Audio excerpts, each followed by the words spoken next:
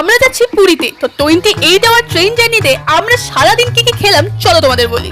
আমাদের রাত্রি 1টায় ছিল ট্রেন, 1টার দিকে ট্রেনে উঠে তো ঘুমিয়ে পড়েছিলাম। সকালবেলা উঠে কিছু ড্রাই ফ্রুটস আর বিস্কুট খেয়েছিলাম। তারপর মা নিয়ে এসেছিল চিড়া ভাজা, তারপর চিড়া ভাজা খেয়েছিলাম।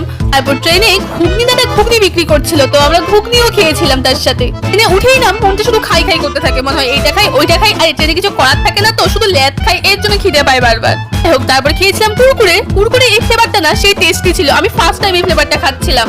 সকালবেলা একটা ঠুসার পর দুপুরবেলা তো আমাদের ভাত খেতেই হবে, কারণ আমরা বাঙালি, ভাত না খেলে তো আমাদের এক বেলাও চলে না।